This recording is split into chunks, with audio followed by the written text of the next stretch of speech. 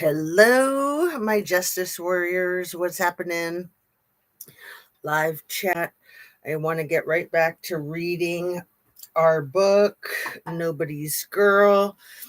I would say today, more than any other day so far, is like Trumpstein Files Day. If you've been online at all, you know what I'm talking about. Emails are being released. I'd say if you're part of the Trumpstein Files cover up, it's time to drink the Jonestown Kool-Aid, right? Or bite that cyanide pill that you have hidden in your molar. Dang. Okay, let's just get to reading right away because there's a lot of book and there's a lot to talk about too. And I will interject as much conversation as I can so as to abide by the educational provisions of fair use. Anna Bees, hello, my dear. How are you? I missed you last night. I came on for an hour and a half because you remember yesterday, after like 3 hours, I lost my connection. How's your daughter? I got my braces adjusted again yesterday, and they're so much better, and yet they still suck so bad. If anybody ever needs to get braces, take my advice and get the Invisalign so you don't have metal inside your mouth cutting you. It's ridiculous. Although in some sadomasochistic kind of way, I guess it might feel kind of good. I'm just being honest. Everything I say is simply my opinion for the sake of hoping to start a conversation, open up a discussion, learn something, be educational. All of my videos are made for the tube of you, and it's an infotainment platform. So I've got some cute little these are just placemats I put on the arms and the back of the chair just to make it a little more interesting. Aren't they pretty? You know me and my home decor. Anyway, make sure that you're still subscribed and all that jazz. Turn on your notification bell to ring. Hit your like button, and I'll try not to knock all my junk over. I've got this cute little hanging succulent there, the thumb, the sign. Anyway, tapping a crooked vein. These people are going down like four flat tires. Virginia would be so proud. I'm so proud of her. Okay, let's just keep reading. After dinner in Perth, Australia, I'm biding my time in my favorite local shopping mall, which stays open late on Thursday nights. Our 12-year-old daughter, Ellie, who is already taller than me and still growing, needs new clothes. Mama, do you think these will fit me? She asks, holding up a pair of black cargo pants. Having weathered the fond taunts of two older brothers her entire life, Ellie often presents as a tomboy, athletic, capable, unafraid. Just a moment ago, she turned our shopping cart into a race car, first sprinting to get momentum, then jumping aboard with both feet on the back axle, grinning as she flew across the mall's mini rotunda. Now we are in a boutique that caters to tweens. When we first walked in, I spotted an orange sundress that I knew would look wonderful on her. But when I said so, she shook her head and scowled like I was out of my mind. I didn't push it. That never works with Ellie. So it makes me happy when I see her circle back, checking out the dress again. She's already picked out two pairs of pants and an oversized Guns N' Roses t-shirt, but I can see her considering whether maybe a pretty sundress wouldn't be so bad after all. Without looking at me, she adds it to her growing pile and moves to the next rack. After a few more minutes, our cart is full to overflowing. You ready, Ellie? I ask, and she nods, blazing our trail to the checkout line. That's when I see the display of oversized orange and yellow striped beach towels. I know I shouldn't, but I can't resist. She sounds like me. It's the mom, right? I grab 6 of them and head to the cash register, even though I can predict how exasperated my husband will be when we get home. Since becoming a mom, I've developed a near addiction to buying crisp new sheets, crisp new sheets, pillowcases, and towels. I'm, I'm like that too with my linens. I could say what motivates me is the simple desire to feather my family's nest, to make my kids feel cozy and loved. But what but Robbie believes there's something else at work too. Something so powerful that I'll risk him rolling his eyes and bellowing, Jenna, no. We have enough towels in this house to keep an army dry. Whenever he protests like this, I always promise to do a quick closet cleanse. Sounds exactly like me. As Robbie sighs, resigned, I understand his frustration, but it can't be helped. My perpetual need to fill our home with new, fresh things is driven by a feeling I can't shake. Even after all this time, I remember how dirty I once felt. I will do anything to make my world feel clean. It's important to feather your nest and take care of yourself, take care of your kids. So many young women, myself included, have been criticized for returning to Little E's lair even after we knew what he wanted from us. How can you complain about being abused? Some have asked, when you could so easily have stayed away. If you don't like feeling dirty, you could simply have never gone back. Yeah, say that to anybody who's being pimped out, right? Not so fast, sister. But that stance wrongly discounts what many of us had been through before we encountered Epstein, as well as how good he was at spotting girls whose wounds made them vulnerable to him. Several of us have been molested or raped as children. Many of us were poor or even homeless. Before meeting Little E, one of his victims had watched her father beat an 8-year-old boy to death. Another was present when her boyfriend killed himself. We were girls who no one cared about, and Little E pretended to care. At times, I think he even believed he cared. A master manipulator who excelled at divining the desires of others, he threw what looked like a lifeline to girls who were drowning, girls who had nothing, girls who wished to be and do better.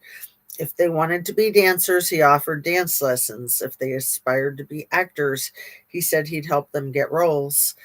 If they said the only thing they yearned to do was paint, he bought them canvases and introduced them to key people in the art world. And then he did his worst to them. When I met Epstein just before my 17th birthday, all I wanted was to learn a skill that would give me the means to live an independent life. At least that's what I told myself. With hindsight, though, the grown up me can see that the teenage me also wanted something else. What had Epstein said that first night? That I was a keeper. By now you know how long I'd hoped to hear words like those and to believe I was worth keeping. Every time I went to Little E's mansion in those days, he or Jiz would pay me, peeling two or sometimes $300 bills off the huge stack in his black duffel bag. But money wasn't the only thing that lured me into their twisted world. For so many years, I had been sexualized against my will and had survived by acquiescing. Even as a girl on the precipice of womanhood, I was a pleaser, even when pleasing others cost me dearly. For 10 years, men had cloaked their abuse of me in a fake mantle of quote unquote love. Blah.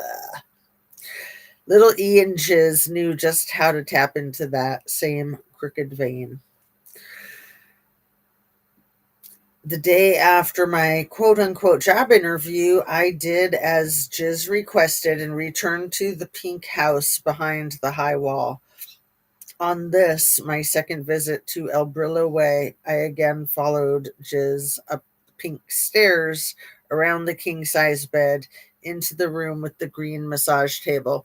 So, little E really liked pink because it reminded him of his favorite thing, which I think is really twisted. And then, especially when you think of the Victoria's Secret brand and how they branded themselves with pink.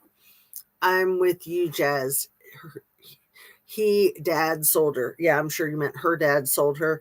He did, and we'll find out that she actually found that out too. That's what I'm looking for more than anything. Yeah. And he also introduced her to DJT. And I don't think all of the landscaping crew would introduce their beautiful teenage daughters to DJT. If you catch my drift, I think that that was a thing too.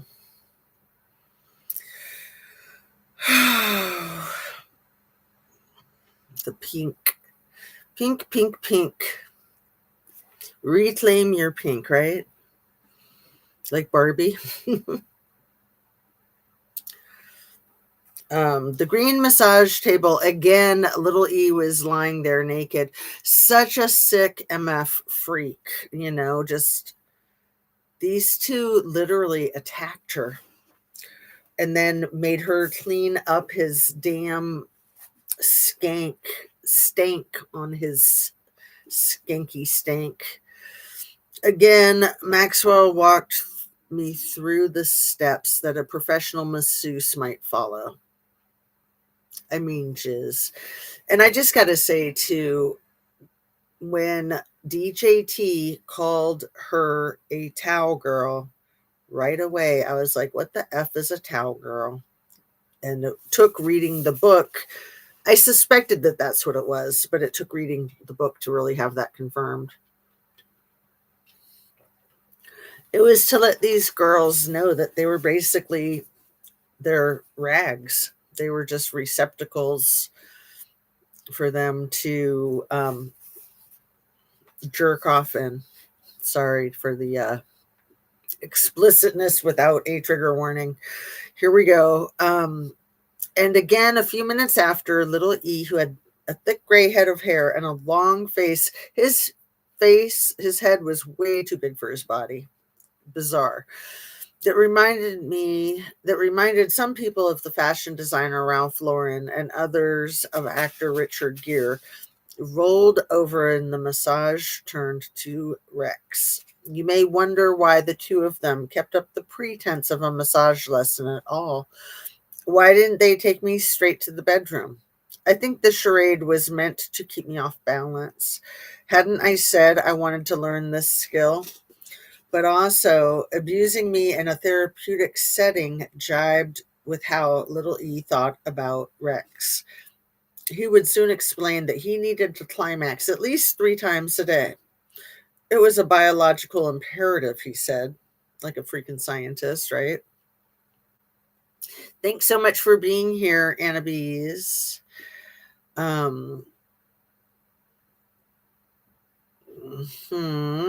Like breathing or eating, for him, Rex wasn't connected to intimacy or love. It was a purely physical release. Little E viewed Rex almost as procedure, one that he preferred to be performed by nubile young girls like me. And let me get a little more comfy here. I've got all these pillows. Trying to stay as comfortable as possible so I can read for as long as possible. My second visit to the pink house differed from the first, however, because this time Jiz and little E formally appointed themselves my sexual tutors. These sick MFs. Much like Ron Eppinger had when I was his captive. And they did know each other. She mentions this. Ron Eppinger, little E and little T try to pretend that they knew nothing of him. There was a connection. Absolutely. I mean, come on. They all ran their fake modeling agencies and traffic or transported young children that they had illegally immigrated into our country, isolating them from their support systems. Okay, much like Ron Eppinger, when I was his captive, they stressed the importance of learning what men liked and said this was the beginning of my training period. If I performed oral on little E, for example, he would tell me to slow down. You want to bring a man to an orgasm, not just give him an orgasm. So sick. He corrected. Jiz cautioned that no man wanted a woman to talk during foreplay. Asking, how do you like this is okay, she said, but you should mostly be quiet. Afterward, Jiz joined Little E and me in the steam room. As Little E talked about himself, he was a successful financial manager who used his talents to benefit only the most select clients, he said. Jiz ordered me to massage her feet and legs. I knelt before her and obeyed. Apparently, Little E wasn't my only responsibility. I had to meet Jiz's needs too. Just to know where she was in the pecking order, just to keep that abundantly clear. A day later, Jiz called me at Mar-a-Lago. We need you to come again tonight, she said, her voice more curt than before. Having successfully recruited me, Jiz had turned off the charm. I said I'd be there, and a few hours later, Dad dropped me off at the house. The butler took me into the house and offered me a drink and some fruit that was prettily arranged on a small plate. I was starving, so I sat down and was about to take a bite when Jiz appeared, shooting me a cold look. I jumped up as if I'd had my hand in the cookie jar. I've got plans, so you're on your own tonight, Jiz said. Jeffrey is waiting upstairs. Don't disappoint him. My skin prickled with nervousness as I climbed the spiral stairway by myself for the first time. Jiz hadn't protected me from Little E, far from it, but without her there, I'd be alone with him, and that felt scary. My senses were heightened. I could smell the cleaning fluids the housekeepers used. The light in the house was turning golden as the sun set, and I allowed myself to look more closely at the photos displayed on the walls. There were so many of them: topless girls, bottomless girls, girls with shy expressions, girls from the back, their faces obscured. In the massage room, Little E was face down as usual. He turned and gestured toward the schoolgirl outfit: pleated skirt, white starched button down, knee socks, and told me to put it on. Leave your underwear off, he said. I did, and then had Rex with him as he demanded. On this day, he continued to critique my performance. Stop, stop, he told me more than once. That's not how we taught you to do it. Start over again. I'd like to just smack this MF upside his head. And I'm sorry, not sorry. You know that Donnie did the same crap. I mean, give me a break. Give me an effing break.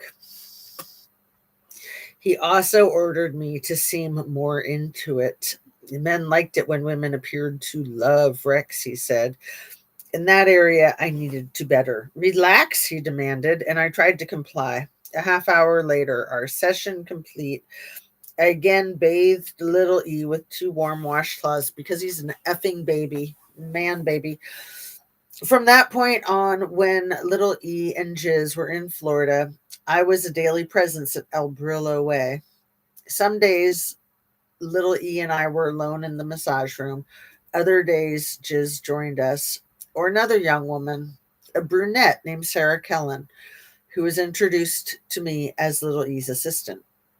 Little E liked to watch women together, so sometimes he ordered me to have Rex with Jiz or Kellen.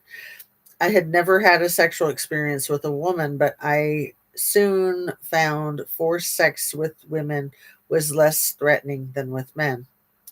I didn't look forward to it, but it was less intrusive and therefore less terrifying.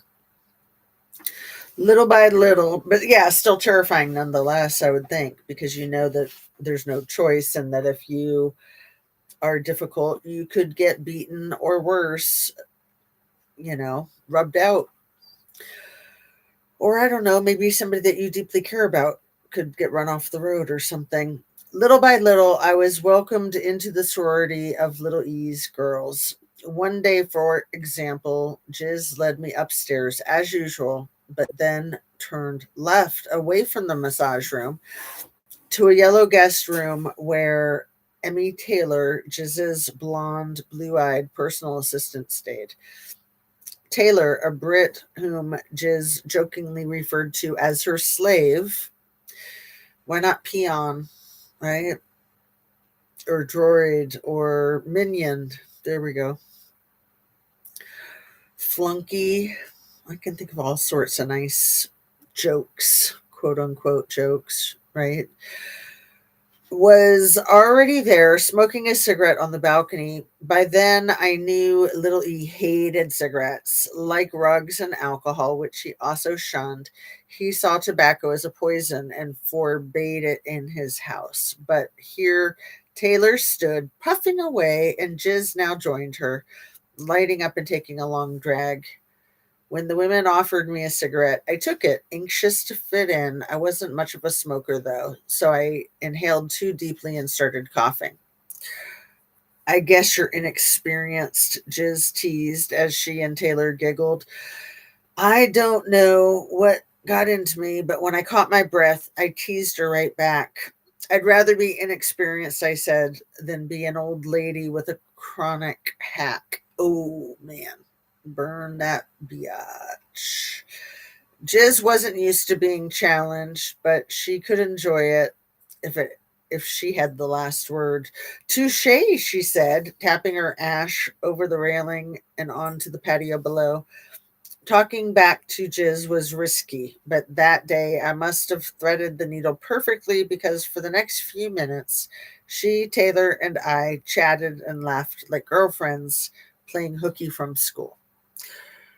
Then I excused myself to brush my teeth and douse myself in body spray. Again, reminds me of Kylie Rodney's story with all that body spray in the car, in the console, right? Um, just little things, big things. Douse myself in body spray to eliminate all traces of nicotine. Little E was waiting for me. There was work to do. As I became a regular at Little E's house, it was difficult to avoid the demeaning nature of this transactional relationship. Little E took delight in explaining to me, for example, that he had painted his house pink because I love pink. Pink is for Puss. Why? I wasn't sure if it had an E or not. Gross. He's such an effing pig. Um, but so many of my connections to men had been humiliating that I think I saw this one as a challenge. Maybe for once I thought I could make it work for me. This only makes sense, of course, when you consider how little I'd grown up hoping for. As Little E used me to satisfy his perverse appetites, I rationalized that perhaps he might also help me to better myself if he and Jiz made good on their promise to get me trained as a masseuse. Perhaps that would set me on a path to freedom and prosperity. I told myself it was worth the gamble.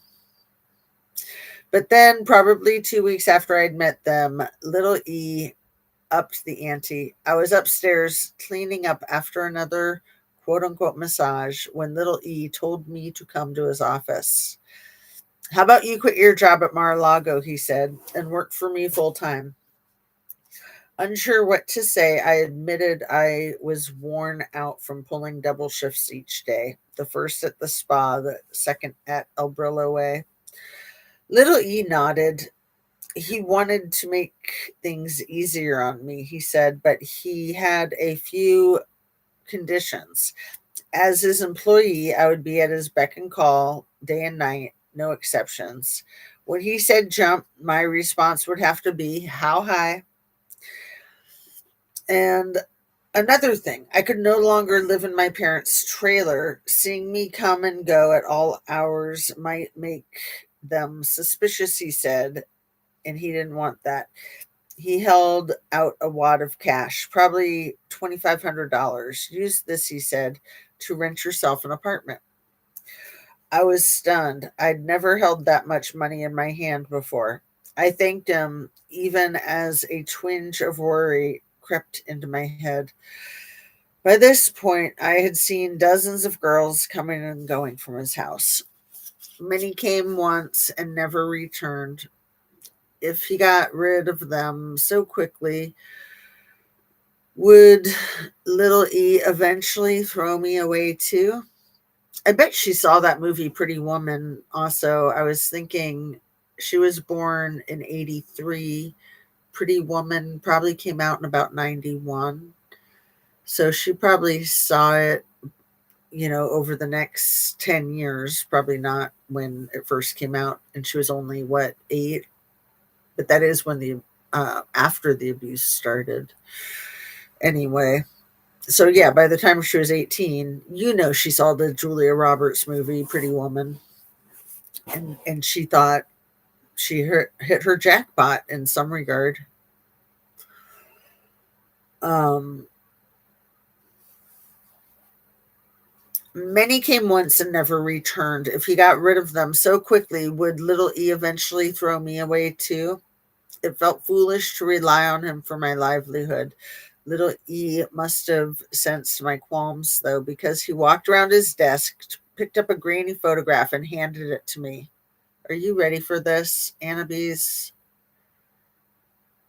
This might be a little unexpected so quickly in their relationship. This is how these MFs operate. The image had been taken from some distance, but it was unmistakably my little brother. Skydie was walking away from the camera. I could see his backpack and the outline of the side of his face. I felt a stab of fear. Why did little E have a photo of the person I loved most in the world? We know where your brother goes to school, little E said. He let that sink in for a moment, then got to the point. You must never tell a soul what goes on in this house. He was smiling, but his threat was clear. Should I ever be tempted to betray him and go to the authorities, he would hurt Skydie. I stared at him. He stared back. And I owe the Palm Beach Police Department, he said. And I own the Palm Beach Police Department, he said. So they won't do anything about it. That threat was still rattling around in my head days later when little E casually mentioned that he knew Eppinger. Why did they always say that they didn't know each other? Annabise, can you believe this shit? This is why I think it's so important to read this book, to see clearly the big picture of what's going on in our GD government right now with this perv, this Alzheimer's perv at the helm. He's such a effing tool. Him and little E were like this. They're cut from the same cloth. Little E probably worked for T. They definitely worked together, but T probably had one up on little E. It's hard to say, though. They were like twinsies. I hate our world. Oh, my dear. We're taking it back. Don't worry. Have you been watching the news today? It's effing crazy in a good way. And at 4 o'clock, it's 1 o'clock right now. At 4 o'clock, they say that Adelita Grijalta is getting sworn in. I expect a bomb threat at 3:59. Not even kidding. I don't believe that the representative from Arizona that was elected, 7 weeks ago? I don't believe she's getting sworn in ever. But we'll see. We'll see how they play it. Effing pigs.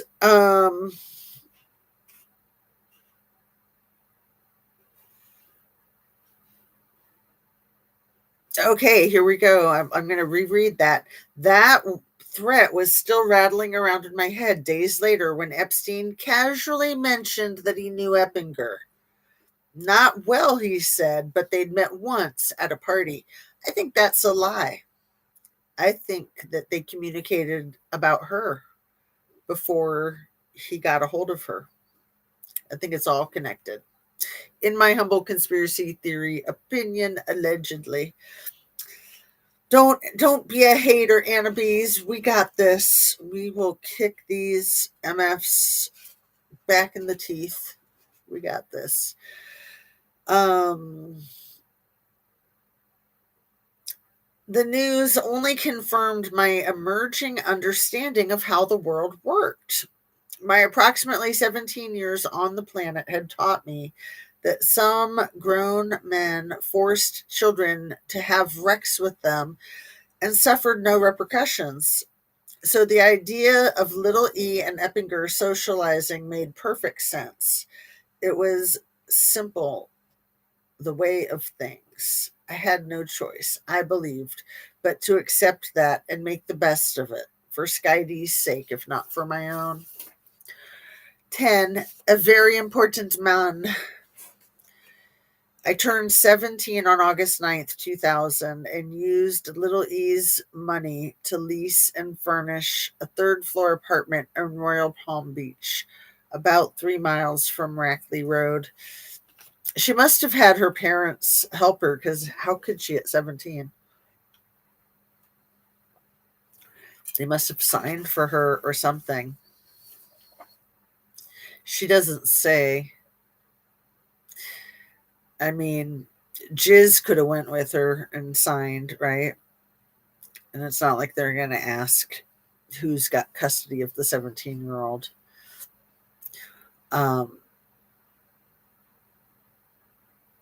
Used Little E's money to lease and furnish a third-floor apartment in Royal Palm Beach, about 3 miles from Rackley Road. Michael moved in with me, even though our connection was now one of mere convenience. We sometimes ate Domino's pizza on the couch together. We took care of our animals, which now included a miniature Chow Chow puppy I'd named Mary Jane, but we didn't talk much. Notably, Michael never questioned why anyone would pay me to do a job I didn't know how to do. From the start, Little E and Jiz held me at my promise to be available at all times. Some days the call would come in the morning. I'd show up, perform whatever Rex acts Little E wanted, then hang out beside his vast swimming pool while he got some work done. After a few hours, I'd usually be summoned to have Rex with him again. If Jiz was there, I was often told to attend to her sexually as well.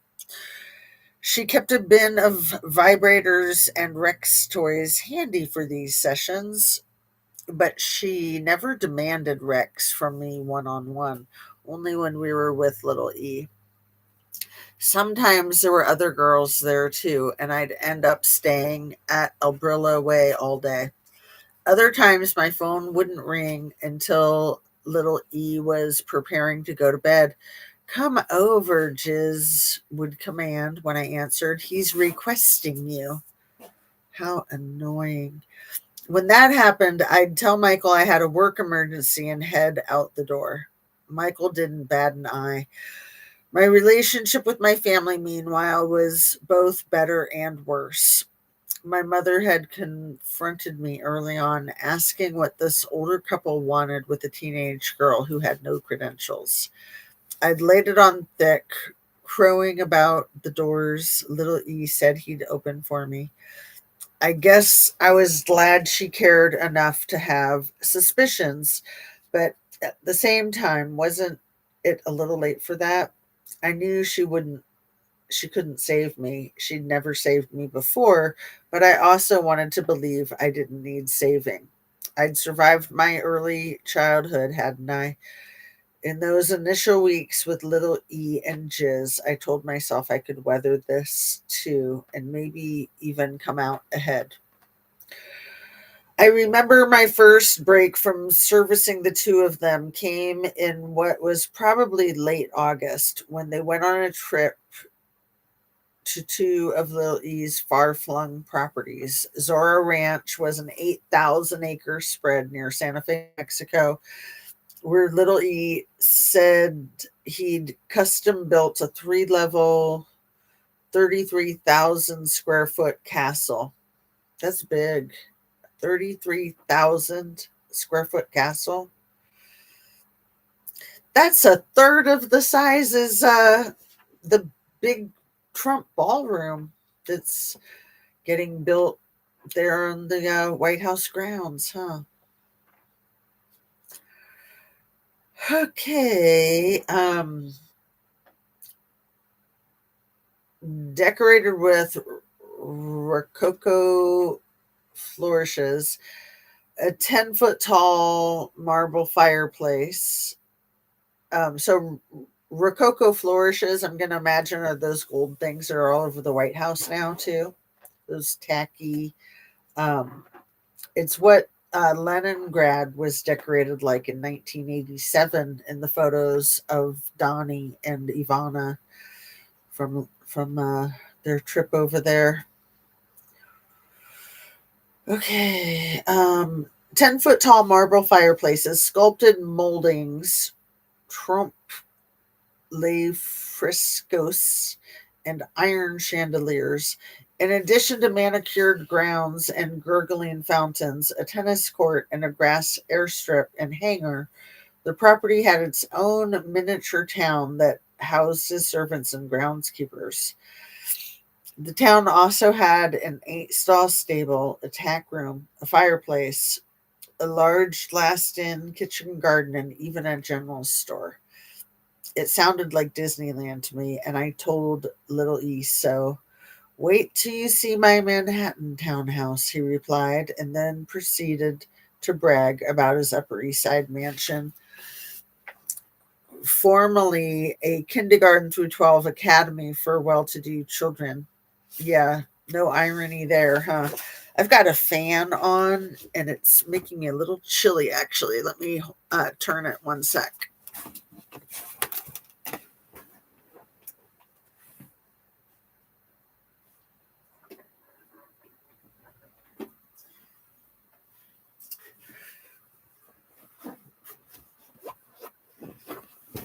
Try to get this room as comfortable as possible for reading this whole book to you, my dear.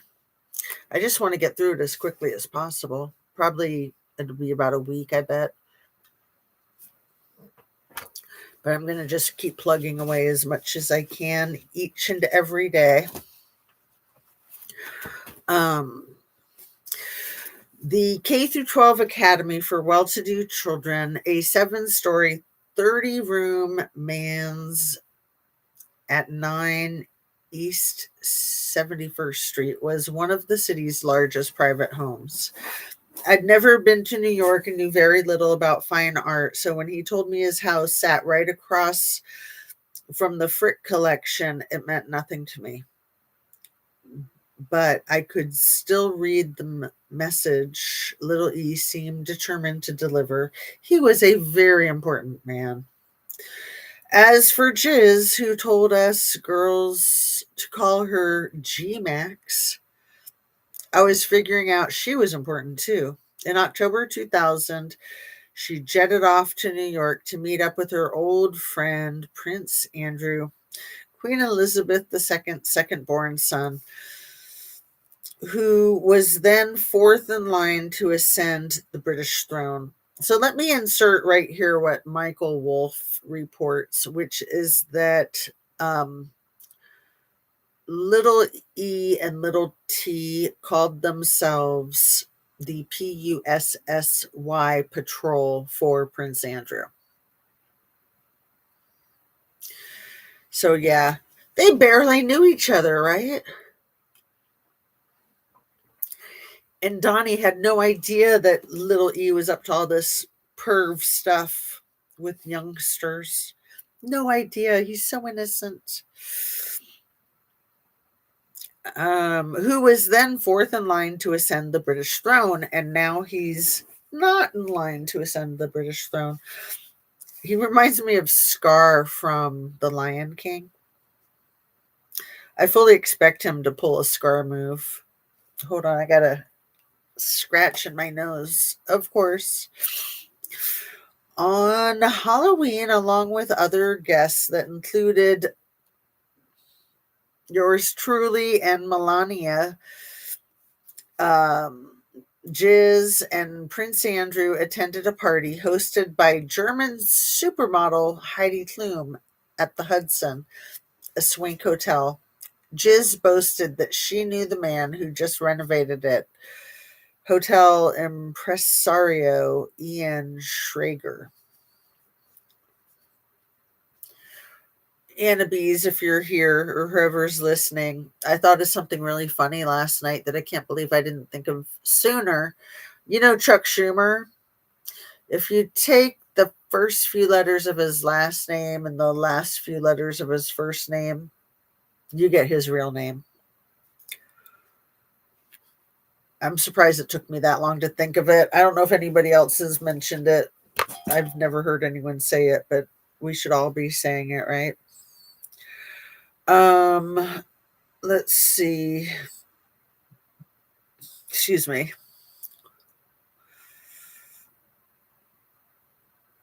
On Halloween, I'm going to reread that, along with other guests that included DJT and Smelania. Jiz and Prince Andrew attended a party hosted by German supermodel Heidi Klum at the Hudson, a swank hotel. Jiz boasted that she knew the man who just renovated it, a hotel impresario Ian Schrager. Jiz was proud of her friendships with famous people, especially men. She loved to talk about how easily she could get former President Bill Clinton on the phone.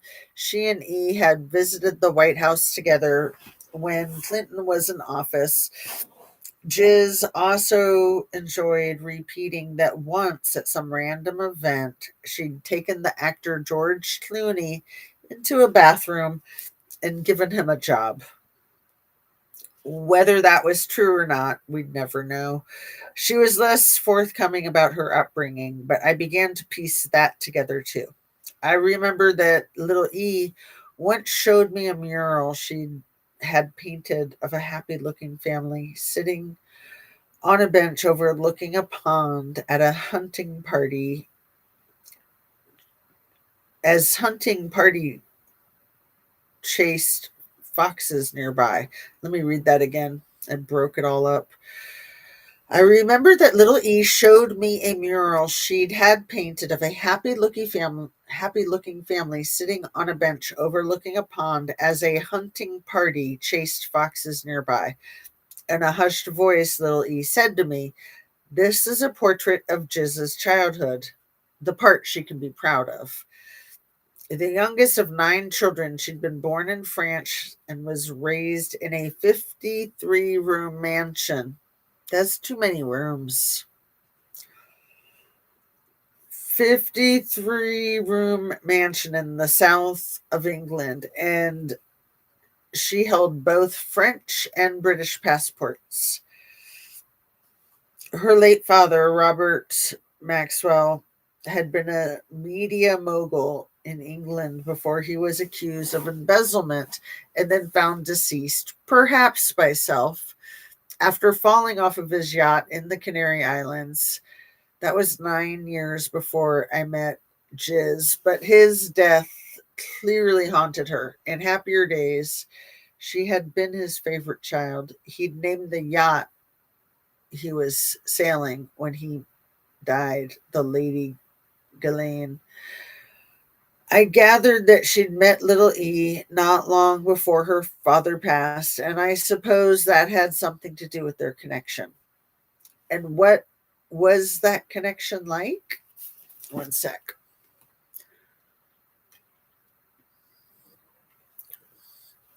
I still just like sink into the seat. I should like put a solid board under the cushion or something. I just feel like I melt into it. Um, what was that connection like? While they usually slept in separate rooms and rarely kissed or held hands, it seemed to me that Jiz and Little E lived in complete symbiosis. Little E, who described Jiz as his bestie, valued her knack for connecting him to powerful people. Jiz, in return, appreciated that Little E had the resources to fund the lavish life she thought she deserved, yet had trouble affording after her father's passing. In social settings, Jiz often appeared vivacious and entertaining, the life of the party, but in Little E's household, she functioned more as a party planner, scheduling and organizing the endless parade of girls who she and others, particularly Sarah Kellen, recruited to have Rex with him. I remember that at one point I asked her why she wasn't bothered by Little E's desire to have Rex with so many others. It should be phrased his desire to have Rex with everything and everyone, right? I'm listening but doing my nursing tasks for my daughter, LOL. Well, thank you for letting me know that, Annabese. I figured so much, and I'm very happy to have you listening. I hope that you both are doing well. That's got to be so hard with the broken foot and the broken hand, right? How'd the doctor's appointment go yesterday, if you feel like sharing? Um,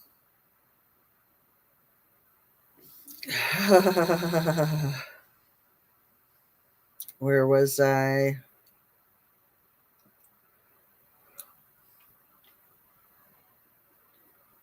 At one point, I asked her why she wasn't bothered by Little E's desire to have Rex with everything in the world. The words here are to have Rex with so many others. My words are everything in the world.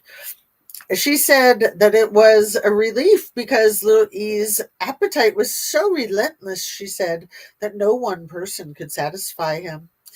Her lack of jealousy seemed odd but genuine. Over time, I would come to see Little E and Jiz less as a boyfriend and girlfriend, but more as two halves of a wicked whole. Good, she doesn't have to have surgery on her foot. Oh, that is awesome. They took off her wrist bandage and she has a brace now. Oh, I'm so happy to hear the good news, Annabese. It sounds like she's progressing well then. Are you doing like physical therapy with her, or is somebody doing physical therapy with her? I would think that would be like the most important thing at this point in the healing process. And even like occupational therapy with her dexterity, right? Um let's see. During my first months working for them, I learned more about Little E as well. That two halves of a wicked whole, I think, is like the sum of the whole book. But I want to add our president to that two halves of a wicked whole. I'd say that they're 3/3 of a wicked whole. So one of the third is DOA, Epstein in jail. Another one is in jail, probably soon to get out. And I think she'll get Epsteined the second she gets out. I don't think she can get Epsteined while she's in there because it would be too obvious. But I think that he is so pissed off with her for releasing that freaking birthday letter, which has been like burning down his world ever since. And we know how he likes to hold a grudge. So I think he wants to get her out, get her sentence commuted so that she can disappear, never to be seen or heard from again. And people will just pretend that she's like alive somewhere. But no, she'll be like put under the cement in the rose garden or something. Oh, perfect. She can be put under the cement of the ballroom. Perfect. And then there's Dear One, Dear Leader. He can go under there too, for all I care. But maybe they can halt the building of the Trumpster Fire ballroom. OMG. I mean, that whole ballroom is just a slush fund for him to rake in some dough to fund his daddy Vladdy's stupid war. They aren't talking therapy yet. So still in the healing process prior to that. But you probably know enough of little things that you can do that'll make a big difference, right?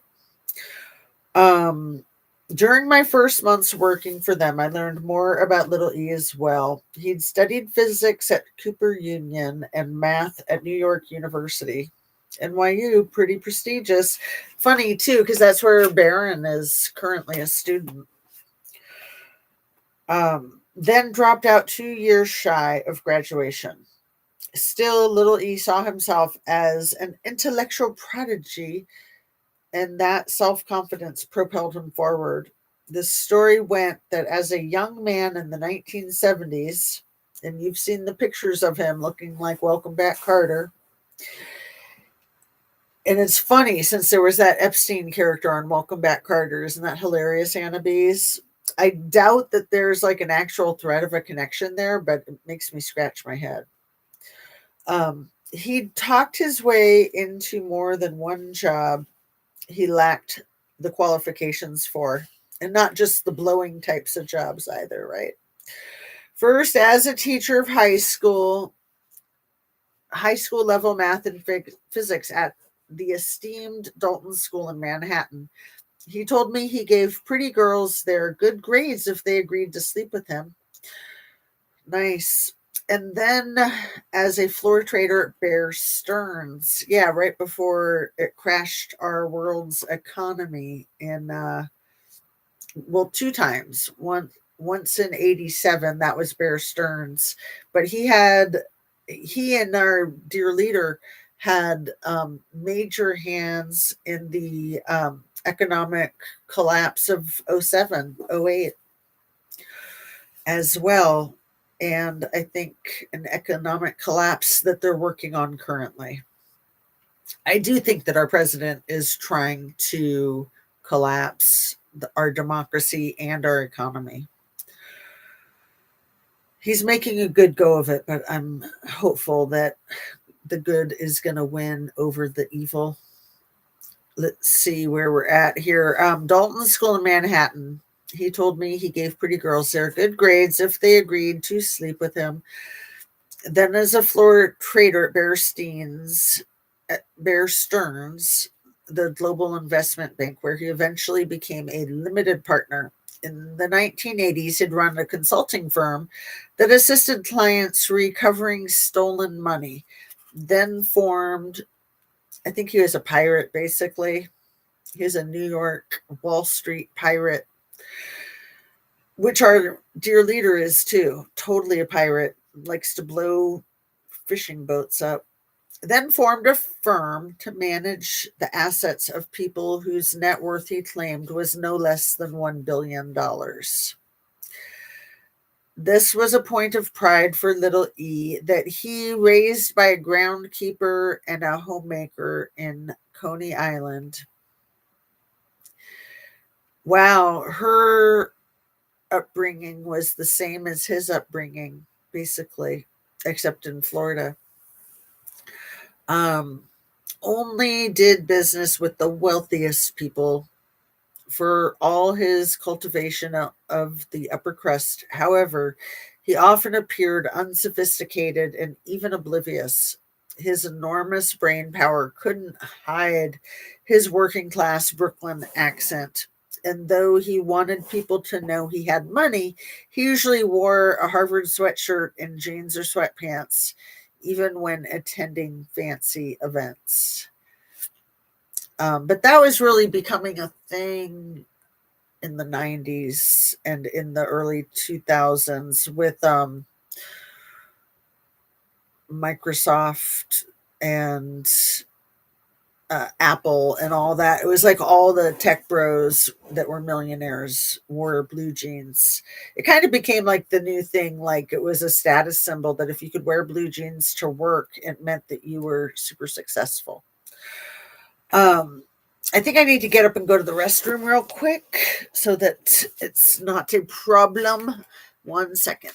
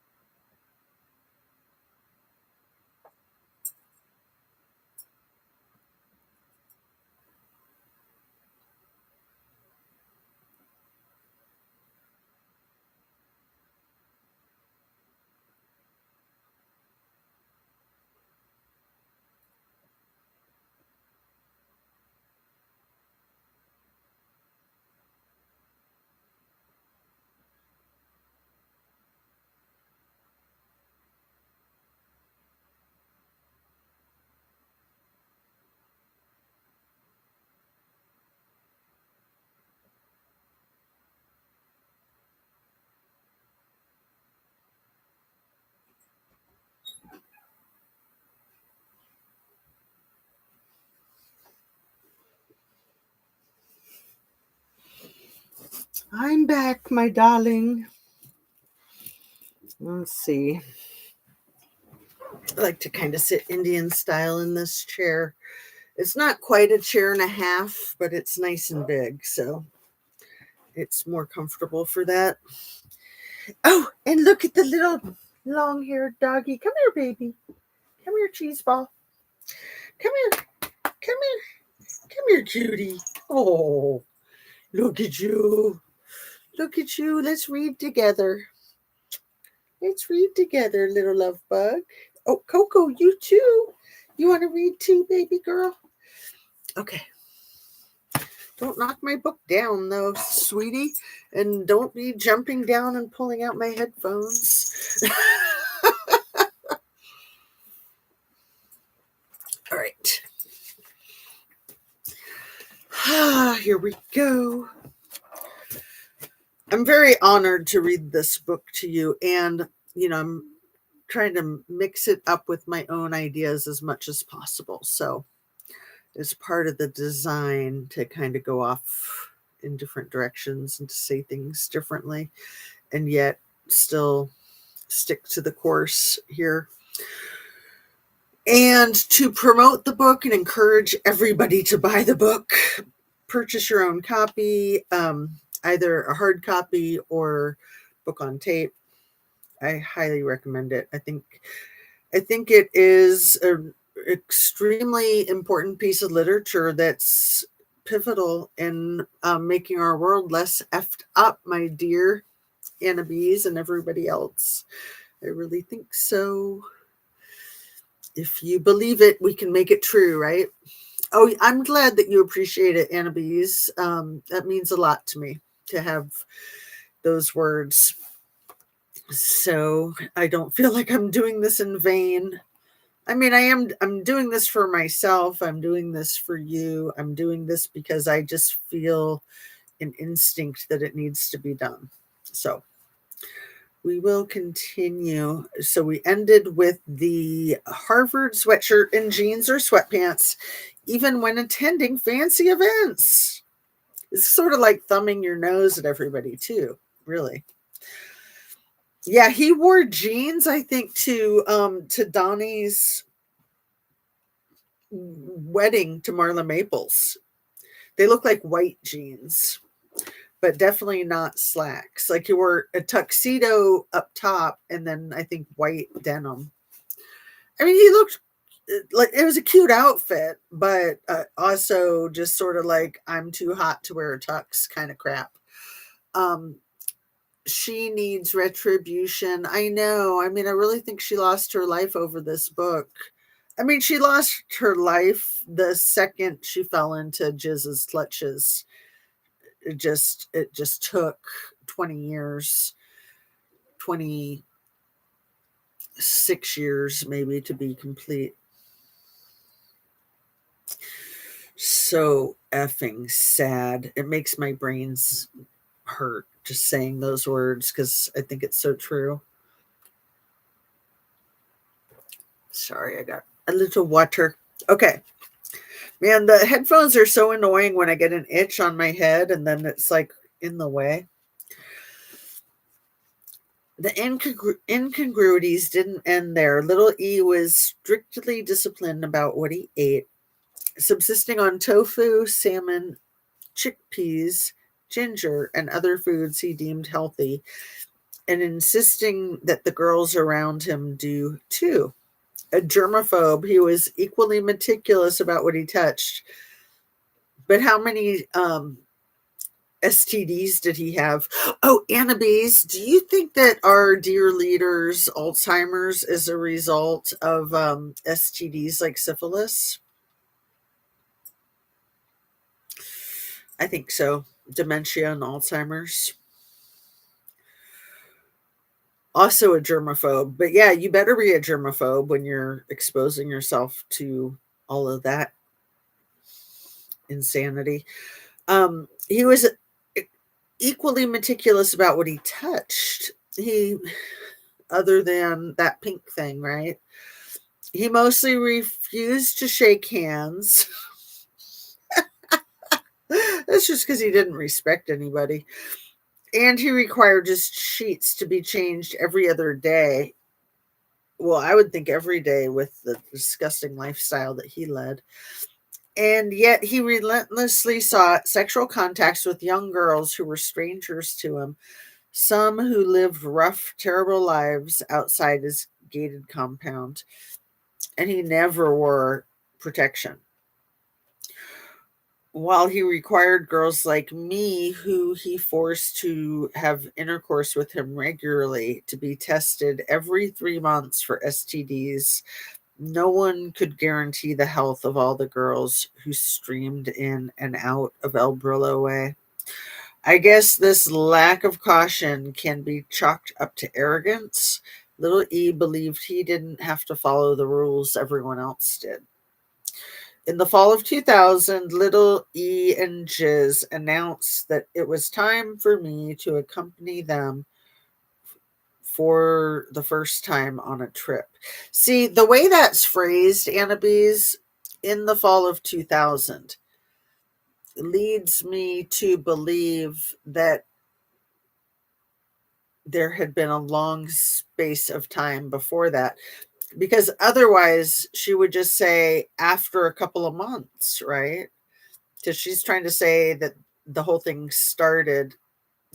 They're trying to make the official narrative that the whole thing started in like summer of 2000. So I just think that it's a lie. I think that this is how they try to gloss it over, and then you catch little clues like that. She's saying in the fall of 2000 because it had already been a couple of years, in my opinion. Um, Little E and Jiz announced that it was time for me to accompany them for the first time on a trip. We were celebrating that I'd successfully completed my massage training, they said, as they unveiled the itinerary. First, we'd take one of Little E's private planes. He owned a Gulfstream 6. Yeah, it says Gulfstream IV. I think that's 6, right? A Boeing 727 and a helicopter from Palm Beach to New York.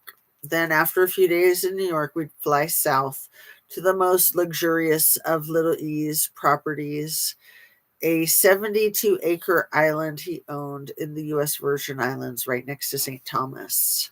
Yes, they were trying to skew her age. Yeah. Well, and I think that our president wants to make 14 like the age of consent in our country. I think that that's something he's been working on behind the scenes. And this is probably why, right? In my opinion. Then after a few days in New York, we'd fly south to the most luxurious. Okay, I said that. Um, the private sanctuary was called Little St. James, but Little E liked to call it Little St. Jeff's because he's such a saint, right? Yes, he is doing that. Ah, I know. It's gross, isn't it? The place sounded exotic, especially to a girl who'd never left the mainland United States. I told little E and Jiz that I looked forward to seeing it. I remember when Dad dropped me off at El Brillo Way on the day we were to depart. Little E came out to the driveway and introduced himself. We'll take care of her, little E told my father. In the decades since, flight logs made public in various lawsuits showed that during my time with little E, I accompanied him on his private jets, both domestically and internationally, at least 32 times. On 23 of those trips, Jiz was there too. But that tally represents just a tiny fraction of my travel with them. For one thing, we often flew together, or I flew solo to meet little E on commercial airlines. Ooh, then they could probably fly under the radar, so to speak, a little bit more, right? Jiz always booked those flights through the same travel agency. It was called Shoppers Travel. But those records are not public, so I have no access to them. Dang. I hope that the House and the Senate, I hope Congress has access to those records. I would imagine that they do. Or that they would have become public in some of these lawsuits. I don't know. When it comes to our travel on Little E's jets, meanwhile, only one of Little E's pilots, David Rogers, has turned over his records to the authorities, so none of them cooperate with the authorities. This first trip I took with Little E and Jiz was on a plane flown by another pilot, Larry Vioski Jr., who worked for Little E since 1991. What's significant about 1991? That was the year that Trump Enterprises filed bankruptcy, I think. Well, it was the year that the Trump Towers opened. I mean the Taj Mahal. Sorry, let's see. Um, 1 second.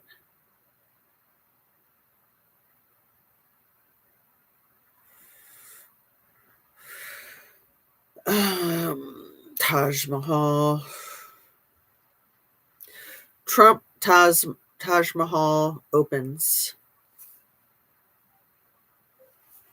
Opening date April 2nd, 1990, and then closed October 10th of 2016.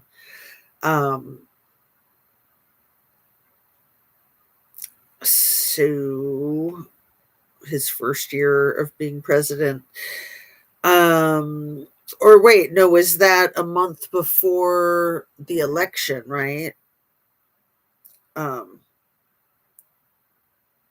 wasn't the election November of 2016? And then he took office January of 2017. Okay. And let's see, when did it first go bankrupt? Trump Taj Mahal, bankruptcy.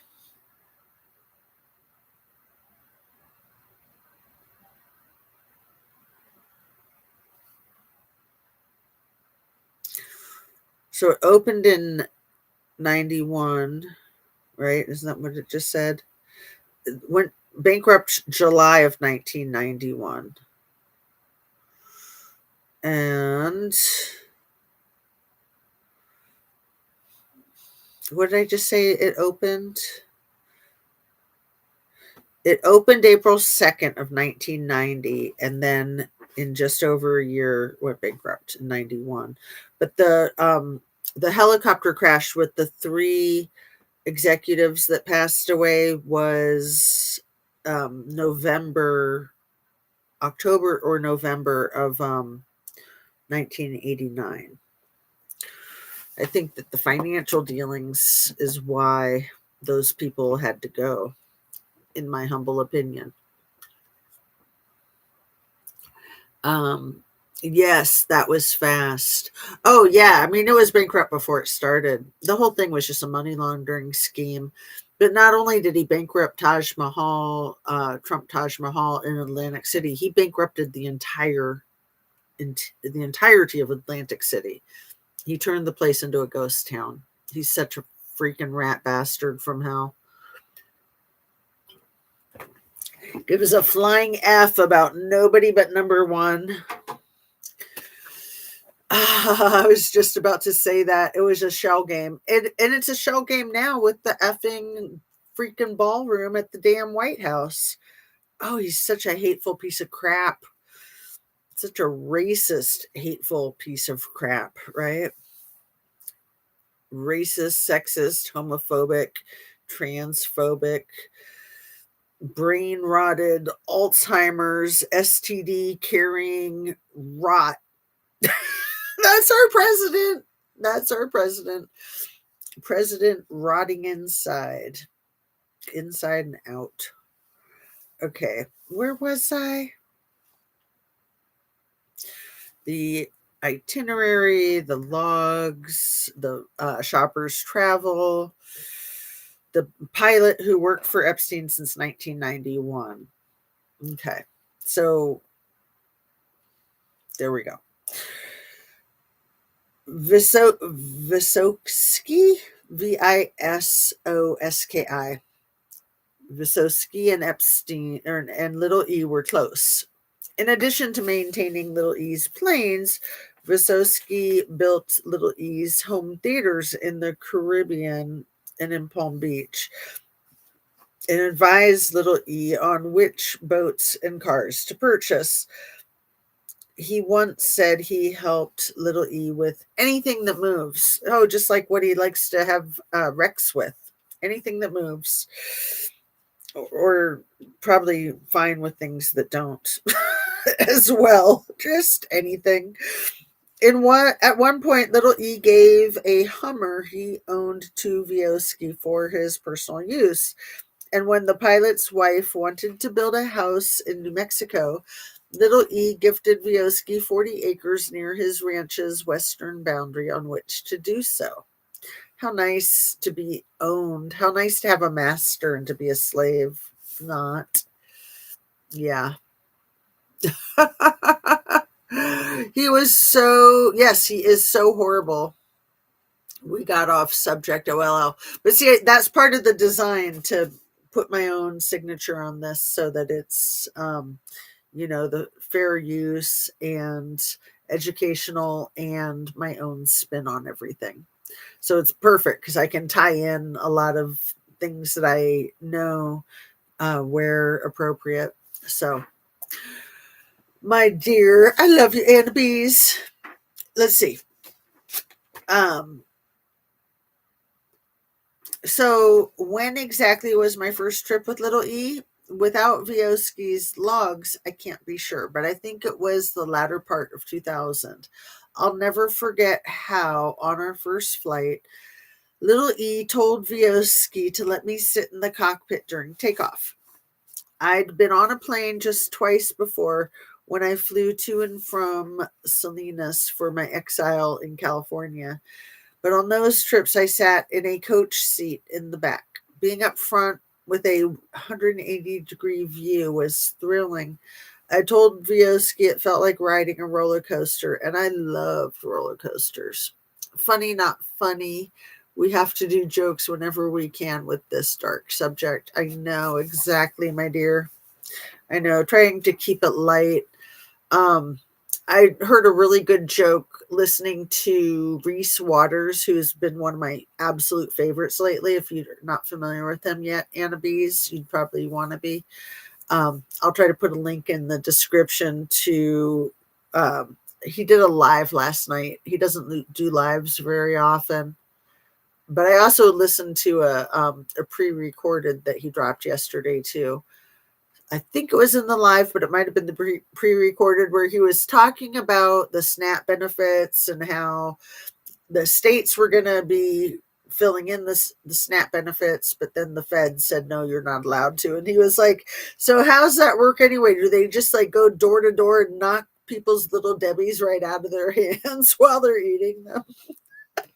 I thought that was one of the cutest jokes I'd heard in a while. That was just gold. I needed that. I mean, not to make light of people with SNAP benefits and having to be on that scary roller coaster of not knowing, because I think a lot of those benefits should have been uploaded yesterday onto SNAP cards, and that they probably weren't, right? Oh, you haven't seen him? Oh my goodness. I mentioned I have a huge crush on him. Absolutely have a huge crush on him, but he's married with kids, as am I, so I think it's safe, right? Not to embarrass myself. There we go. I like embarrassing myself, I guess. It's good to stay humble. Eat your humble pie. Where am I here? The exile from California, loving roller coasters, right there. The rest of our flight was less exciting. Oh, he's the guy who came in chat yesterday. No, that's the other guy I have a huge crush on. Boston Brian. Totally embarrassed myself in my introduction with him. It's the first time I've seen him in my chat, and I know that he's seen me in his chat because I've heard him read a couple things out loud that I've said. So having him show up in my chat, I was just like flabbergasted. If I'm sure everybody that has seen that could tell, and I hope I didn't embarrass him. I hope I didn't make too big of a fool of myself. And at the same time, I kind of don't care if I did. That's what I'm here for. I'm here for it. If you're afraid of making a fool of yourself, then definitely don't do a YouTube channel, right? I mean, unless you're perfect. Let's see. And yeah, bad hair and all of it. Yeah, I'm here for it too. LOL. You're the best. Okay. Roller coasters. The rest of our flight was less exciting when I returned to the cabin, where Jiz and Kelland seemed to be napping in their reclined seats. I saw that little E was wide awake and had his socks off. Oh, dear God. He looked at me expectantly. I would spend the next 2 hours massaging his effing feet. After landing at a private airport in Teterboro, New Jersey, where he got arrested from, fast forward 19 years. That's poetic, isn't it? He's so incredibly disgusting. He's so incredibly entitled. He's a freaking slave driver. We were picked up by a trim Filipino man in a sober black suit, Little E's New York butler, Jojo Fontanilla. Jojo and his wife, June, took care of Little E in Manhattan, managing a housekeeping staff that numbered in the dozens. Always dressed in suits and pristine white gloves, these servants waited hand and foot on Little E and his guests. Who knows what the Fontilla's real first names were, since little E, like Jizz, insisted upon calling servants by American sounding names of their own choosing because they're sick freaks. Jojo loaded our luggage into an SUV and got behind the wheel. And it wasn't long before we arrived in Little E's Upper East Side townhouse. Again, I'm sure it was another black SUV. Sorry, Coco. Sorry, baby. Um, another Soprano mobile. You okay, Bug? I just hit her with my yoga ball that I have my feet up on. Um, It wasn't long before we arrived at Little E's Upper East Side townhouse. Some have said the place looked more like an embassy or a museum than a private home, and I would have to agree. Well, it had been a school previous to being a residence. Outside the entrance, a 15-foot tall double door made of solid oak and adorned with a huge brass doorknob shaped like a knotted rope. Two polished brass letters were affixed to the stone facade, JE, of course. The sidewalk there was heated, little E told me, so no snow could pile up. To enter, we passed under a stone archway to, topped with a gargoyle's grimacing face, then climbed 8 steps to an enormous marble foyer. Inside camel-colored tiles, little E said they were imported French limestone, covered the first floor, which was lavishly furbished and brightened by arched windows. Everything inside seemed bigger than necessary. The chandeliers could have lit up a train station. The dining room table surrounded by chairs upholstered in a loud leopard print seated 20. The walls were lined with massive shadowy paintings and tapestries depicting violent scenes. A staircase led up to Little E's office, which housed a gilded desk, a 9-foot ebony Steinway concert grand piano, and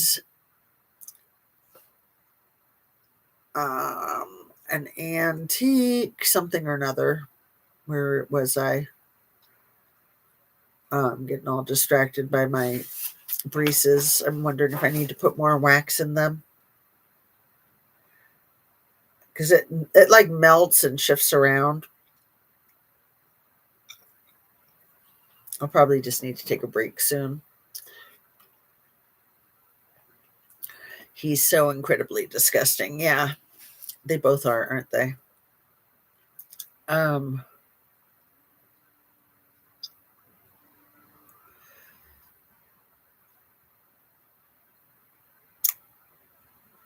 where was I? The house gilded a desk, a 9-foot ebony Steinway concert grand piano, and an antique Persian rug so big that little E liked to say it must have been made for a mosque. There was also more than one elevator. For a girl from Loxahatchee, such grandeur was almost impossible to process. I felt as if I had stepped inside an architectural monument, the likes of which I'd only seen in books, the Vatican, say, or the Taj Mahal, or maybe the Titanic movie, right? Excuse me while I scratch my nose. Announcing that he was tired from the flight. After that foot massage, he was just exhausted. Little E led me down a hallway lined with art and antiques. He favored 16th and 17th century religious statuary, including a bronze casting. Oh, this is really sick to me. Bronze casting of the half human, nymph loving Greek god Pan, whose goat like horns and haunches, little E told me, symbolized fertility. I followed little E into a black marble alcove with the massage table at its center. a place so gloomy that I nicknamed it the dungeon. I'm sure it was a dungeon where he kept his Rex slaves. I mean, she was like his favorite princess Rex slave, so she got special treatment.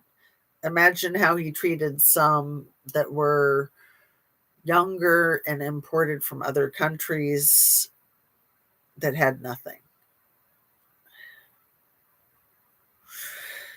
He pointed at a hutch on one wall that housed a collection of massage oils and a CD player, which he told me to load.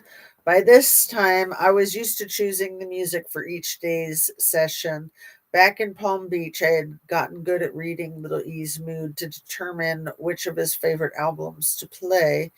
Sometimes he wanted opera and other times classical because, yeah, he couldn't possibly say. He couldn't figure it out himself. It's a good thing he had her to figure it out for him, what he was in the mood for, right? Um, let's see. The only popular artists he favored were female vocalists such as Whitney Houston and Celine Dion. I don't remember what CDs I chose that day. I only remember that when I satisfied Little E sexually, I was escorted to an apartment in a building owned by his brother, Mark. Nice guy. On East 66th Street. The one night I slept there, I luxuriated in having my own space, but that freedom would be short lived. The next day, I foolishly went out for a long walk, discovering New York City for the first time. But because I had no cell phone, Little E and Jiz couldn't reach me as I walked around for hours, filled with awe. I remember that the skyscrapers ringing Central Park looked like toy soldiers standing at attention. There were so many people on the sidewalks bundled up to enjoy the chilly afternoon. I had some money in my pocket and I bought a disposable Instamatic camera, the first of many I'd purchase over the coming months. I didn't know how much longer I would be seeing the world as part of Little E's entourage, so I wanted photos to remember where I'd been. When I returned to Little E's townhouse, however, both he and Jiz were pacing in the entryway, frantic. Such control freaks. Where have you been?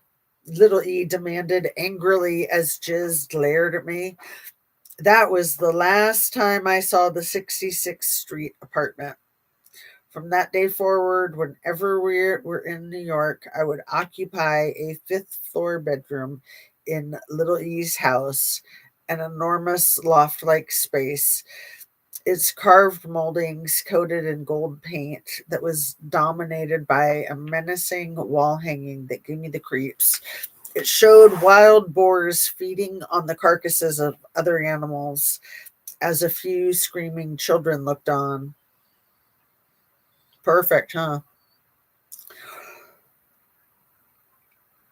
There was also an intercom that Little E used to summon me. I quickly learned not to keep him waiting. Today, when I recalled the sumptuous trappings of Little E's homes, I feel conflicted. In too many media accounts, descriptions of Little E's over the top lifestyle have fueled the perception that the girls Little E victimized were lucky to find themselves in such surroundings. I don't want to add to that degrading narrative. To be sure, traveling with Little E meant being introduced to a level of luxury I would never have experienced otherwise. And I will not dispute that it feels nicer to sleep under sheets made of premium Egyptian cotton, not low rent polyester. But the comforts of Little E's glamorous life, while I noticed and even enjoyed them, would not come at a horrible cost to me. What made me feel most at home in this PDF files world, far more than Little E's riches, it was the prior abuse I'd endured on humble Rackley Road. It's taken me a long time to understand that little E and Jiz solidified their power over me by offering me a new sort of family. Little E was the patriarch, Jiz was the matriarch, and these roles were not merely implied. Jiz liked to call the girls who regularly serviced little E her children. Isn't that cute? Not.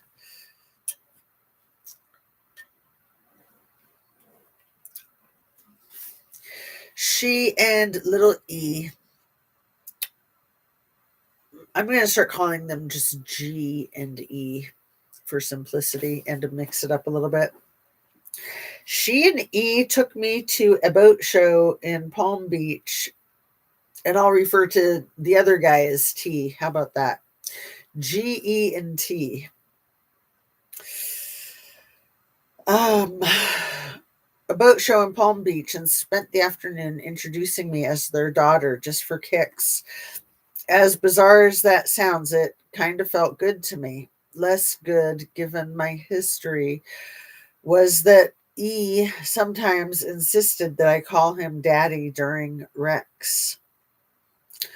While I was hardly equipped to judge, it often seemed to me that E and G behaved like actual parents. The first time we ate a meal together, for example, they were appalled by my table manners. So G taught me how to hold a knife and fork just so, and to fold my napkin in my lap, the way civilized people do. Oh, do civilized people abuse little kids? Huh. Funny what one person defines as civilized, right? Soon she'd be telling me how to do my makeup, how to dress, and where to get my hair cut. The celebrity stylist Frederick Fakai groomed many of the girls in E's world, including me. Even then, part of me knew she was having her dentist whiten my teeth or sending me to a waxer to remove body hair to please E. But the role G played in my life sometimes felt more like that, more than that. One day in the fall of 2000, we heard Yellow, Coldplay's new love song, on the car radio. I loved it and I couldn't get the tune out of my head. A day later, G presented me with the CD as a gift. She also gave me my first cell phone. Of course, it served her to have me on a short tether for her and E's use, but the gift also felt vaguely protective. I was no expert on mothers, but in those early days, I sometimes imagined G was mine. So sad. I'm sure civilized people do grape children. I know. Animals, absolute freaking animals. After a few days in Manhattan and many sessions in the dungeon, we headed for Little St. James, which was as beautiful as E said it would be. Surrounded by crystalline turquoise water, the island had 3 private beaches and had been enhanced with 2 swimming pools, a helipad, and its own um, desalination system. Uh, what's a desalination system? Do you know, Annabise?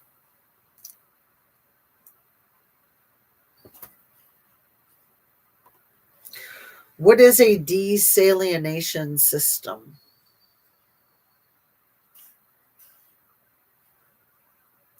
Remove salt and other minerals from the seawater to make it suitable for drinking, irrigation, or industrial use.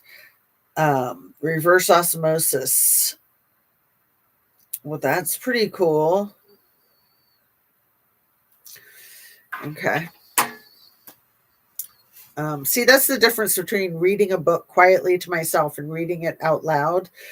I would just skip right over that and not even pay attention. not knowing that I had no idea what I just read. um, in addition to a massive blue roofed main residence, there were guest cottages painted in cheerful Caribbean colors. Remember the blue roofs in the Lahaina fires, Annabes? And you didn't know that either? Here, I think I need to put some more wax in my braces. Although I don't think I'm going to last that much longer, too. But I'm going to try to come back on later this evening. It's like 2 right now. So maybe like after dinner.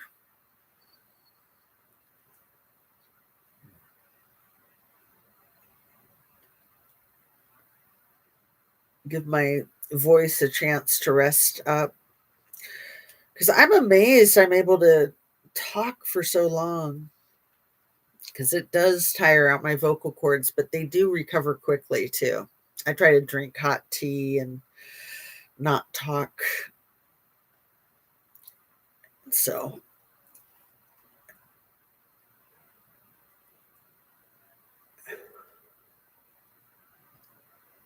sorry to be all gross.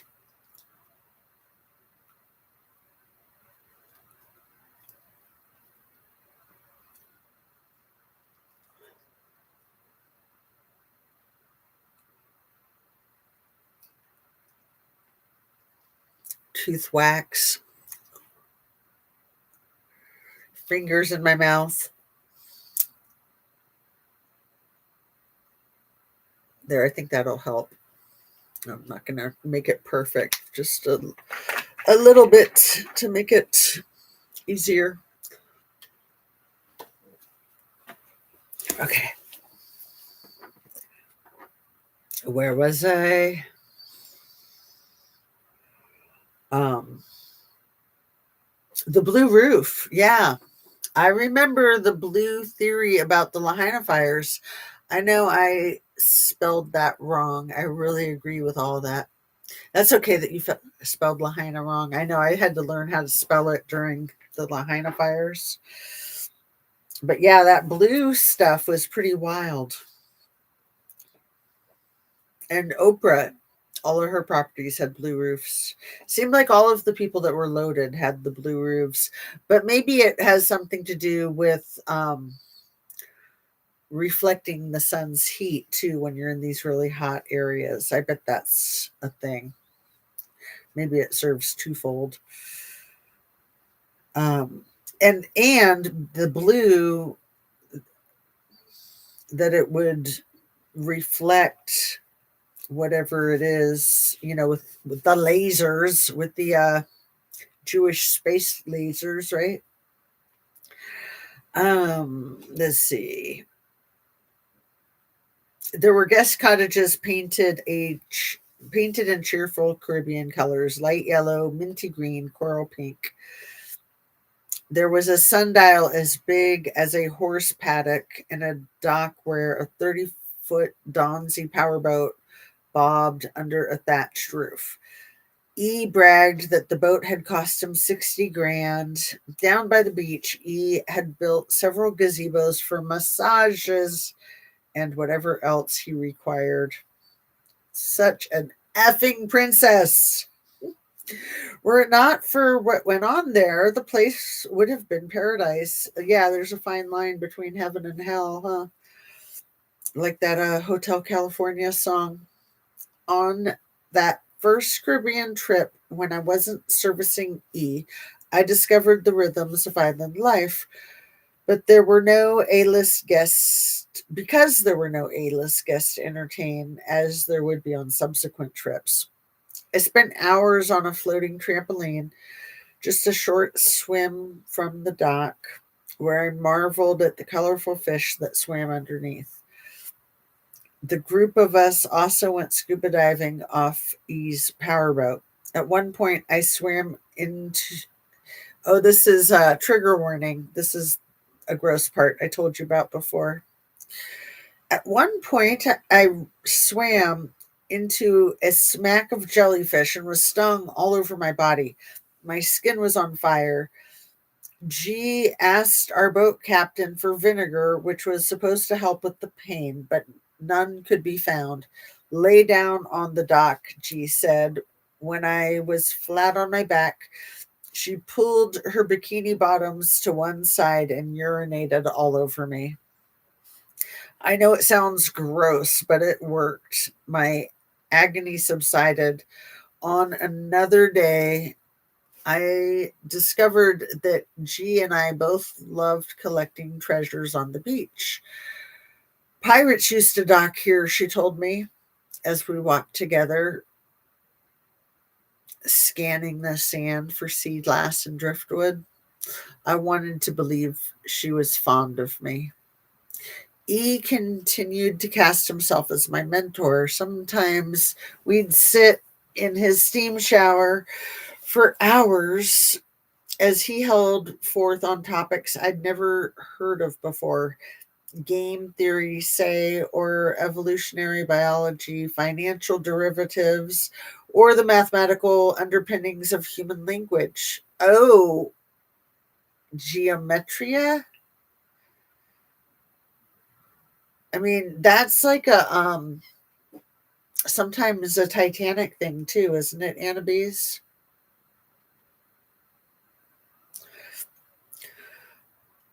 Hmm.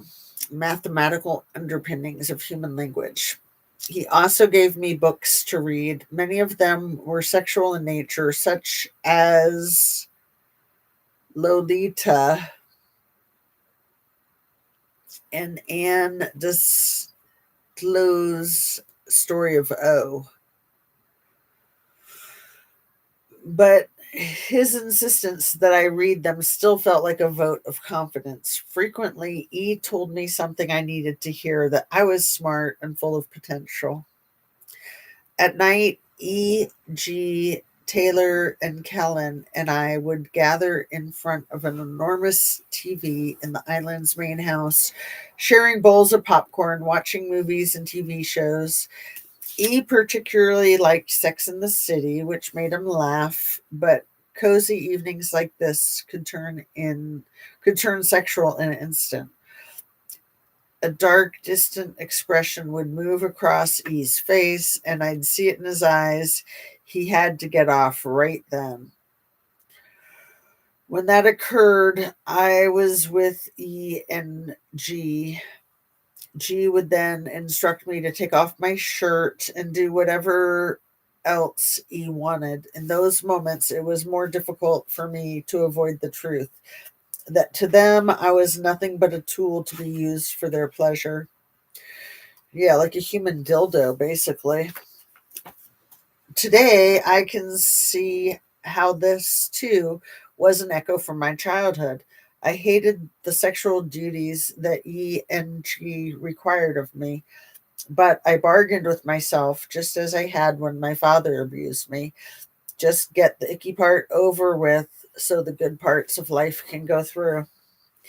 Reminds me of a AJR song, Skip to the Good Part. I have no idea, Anna says. I forget what my question was. Um, if you feel like reminding me.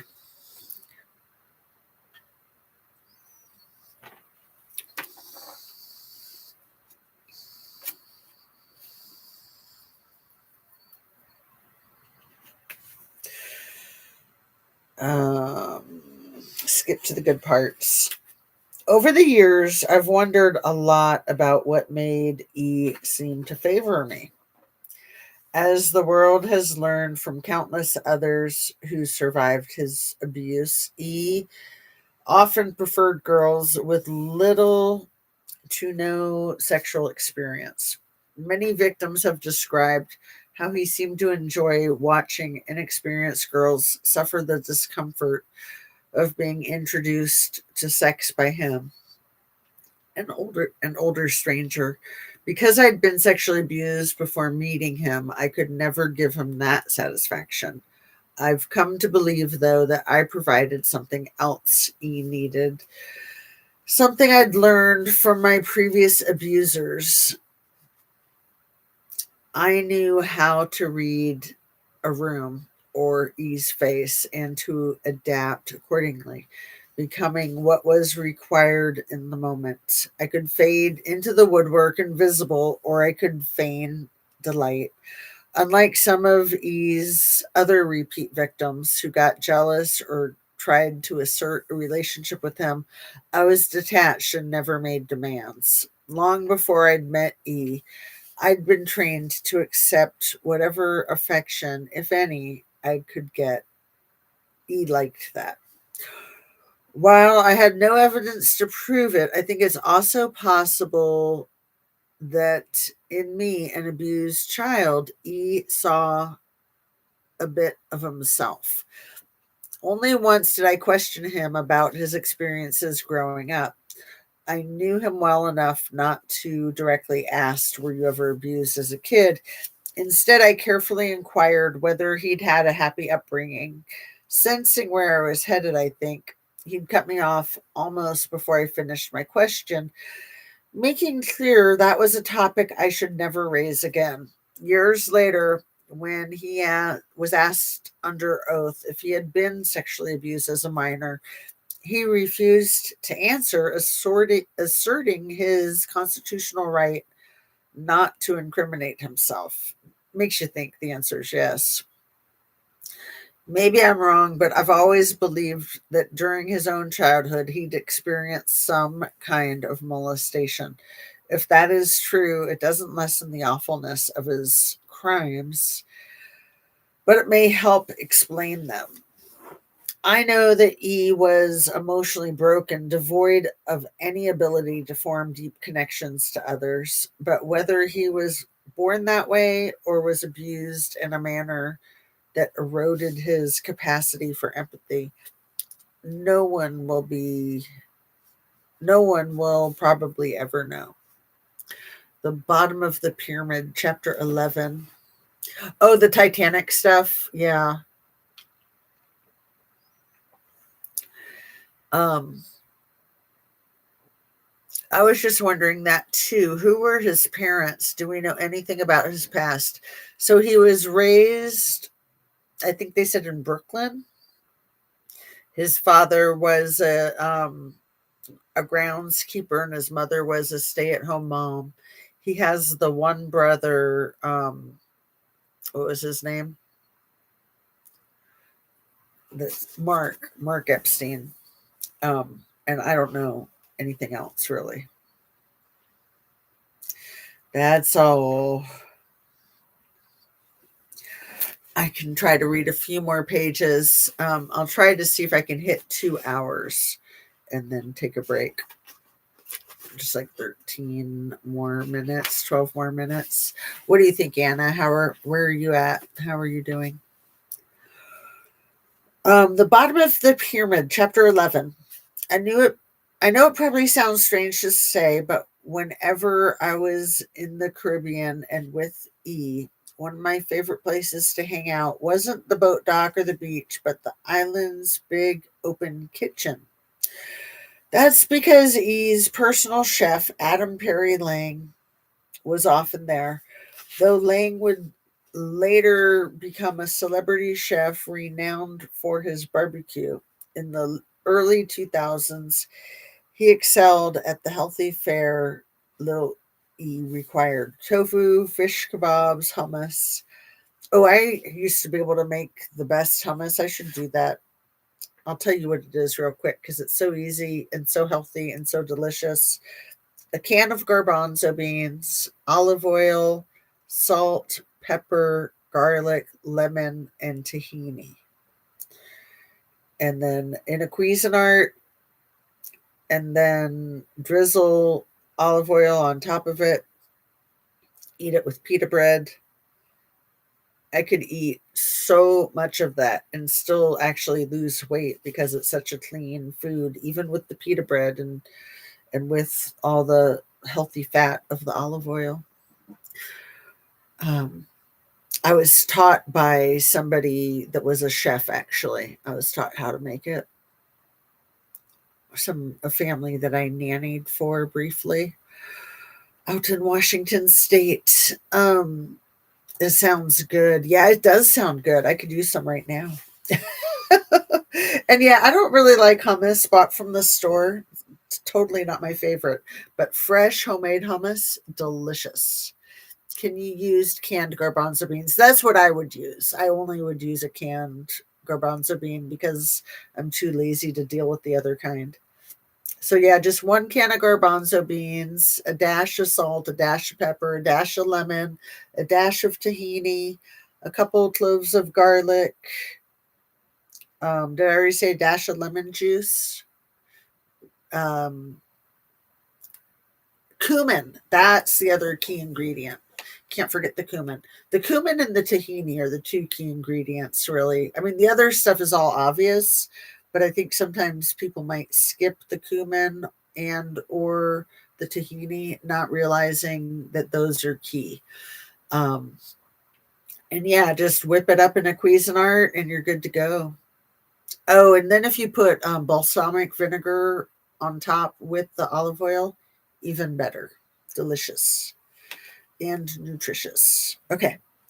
I liked Ling because he treated me and eased other girls as human beings, even if I was standing naked in front of him, which was not unusual since he preferred us that way when we were on the island.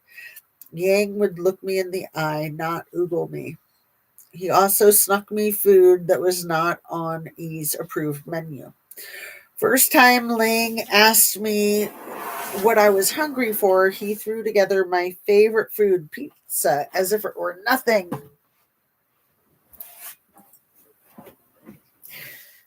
Remember back in the day when we all made our own Boboli pizzas? Those were the good old days, huh? I should do that again. My kids would love it. I like to buy Costco pizzas. They're so cheap and easy and delicious. $10 for a giant pepperoni pizza. But they quit doing the everything pizza during COVID and they haven't brought it back since. And that's, a good way to get vegetables, in my opinion. Get them everywhere you can, right? Where was I? The pizza. He threw together my favorite food, pizza, as if it were nothing. After that, I didn't even have to ask. When I'd finished attending E or one of the other guests, Lang would have a cheesy hot pie waiting. I'd jump up on a stool and he'd hand me a beer and we'd talk a bit. This probably doesn't sound like much of a rebellion, but it felt like one to me. Yeah, she didn't have a lot of freedom to rebel with, right? Um, I am too lazy to, that is easy and good. I don't like to say lazy. I've just made more meals in my lifetime than I like. I hit a wall. So pizza is a really good solution for dinner, especially a giant $10 pizza from Costco. Like I said, they're delicious, and that's really cheap for the size of the pizza. My husband spent $100 on ingredients for homemade pizza. I told him never again are we going to try to do our own pizza. Capicola, Annabes. Have you ever had capicola? That is the best pizza topping in the world. Trust me. If you don't know what it is, it's like it's kind of like a bacon kind of thing, but has more clove. Oh, it's so good. And it's spicy. No, I haven't had it. So there's spicy capicola, but regular capicola is spicy on its own. It is the best topping in the world. Try it. You'll thank me. This probably doesn't sound like much of a rebellion, but it felt like one to me. E wanted us girls to stay thin, so pizza and beer were strictly off limits. I will try it. Oh, good. You'll love it. In this realm, as in so many others, G was his enforcer. Everyone knew what a stern taskmaster she was when it came to menus and household routines. At each of E's homes, she kept manuals that specified her preferences about everything. From coffee, she liked Maxwell House, naturally, to thermostat settings, 60 degrees in the bedrooms, 88 degrees in the pool. To toilet paper, she specified that the end of each roll had to be folded into a V. So controlling. One night when Lang and I were having a drink, she walked into the kitchen and reprimanded us, but I didn't care. G had so much power over me, it felt good to have a friendship that she didn't sanction. It was around this time that E expanded the duties he expected me to perform for him. Already he was requiring me to dress him each morning. Anna, can you believe it? Requiring her to dress him each morning. I just can't. OMG. 60 degrees in the bedroom. That's ridiculous. I know. I was thinking that too. Is freezing. What are they trying to do? Save money or something? And 88 degrees for a swimming pool is way too hot. Like 84 is the hottest I would want any swimming pool to be, especially if you're in the freaking tropics, right? Florida. I don't know. Maybe it's different when you're in that very hot weather, that if the pool is under 88, maybe it like makes you feel cold when you get out or something. But when water is that warm, it's like just gross. It feels like a bath. Yeah, that's so ridiculous. 80 degrees in the pool is the highest I would want. Yeah, see, when I was a lifeguard, we usually kept it between 81 and 82. But some of the older folks that did like water aerobics, they liked it at 84. But that was way too hot for most people that swam laps. And yeah, you're right. Even 80 degrees is it's the highest. If you're like a fast lap swimmer, then you definitely don't want it over 81. In my opinion, anyway. In my unprofessional and professional opinion. Let's see, where was I? Staying thin. The Maxwell house, the folding into a V. One night when Lang and I were having a drink. Okay, I got all that. Oh, yeah, I'm trying to avoid this part. Already he was requiring me to dress him each morning. First, I'd apply lotion to his feet. OMG, not just dress. He really is a giant man baby. I'm not afraid of pools, LOL. OMG. Every morning, first I'd apply lotion to his feet, then scrunch up his socks, then roll them over his toes and heels like a parent would an infant. You're going to be such a good mother someday, he'd say, as I knelt before him, holding his pants legs open so he could step into them. Holy crap, this guy is a mental case and a half. I mean, we already knew that, right? This just takes it even further. Holy effing crap. It didn't sink in when I was reading this to myself the first time around how effing ridiculous this crap is. Holy shit, man. Okay. Now he began asking me to tuck him into his pink satin sheets at night. Well, tuck him in might seem like a euphemism for sex. It didn't always mean that to E. Though my job during the day was to arouse and satisfy him sexually, at night he mostly wanted to be soothed and left alone like a good baby.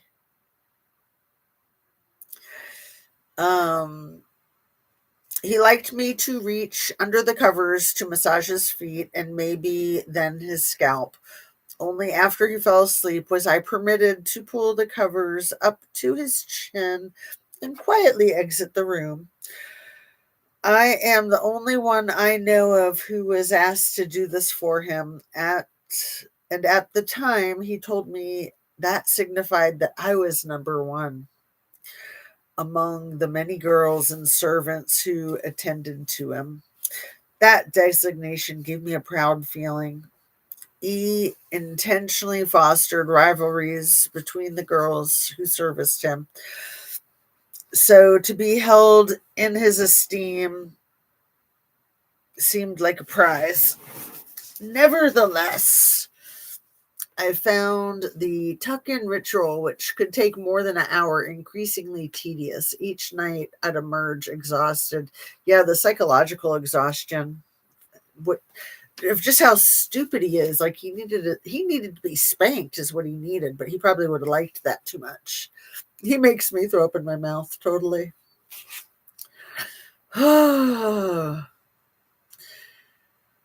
It wasn't until we returned to Florida that I realized the bedtime rituals I'd been performing for E had unlocked something in him. Suddenly, he was confiding in me.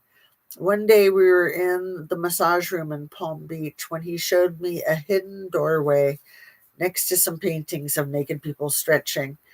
I'd been in that room dozens of times, but then had never noticed a door there. Opening it, E revealed what can only be described as a trophy closet.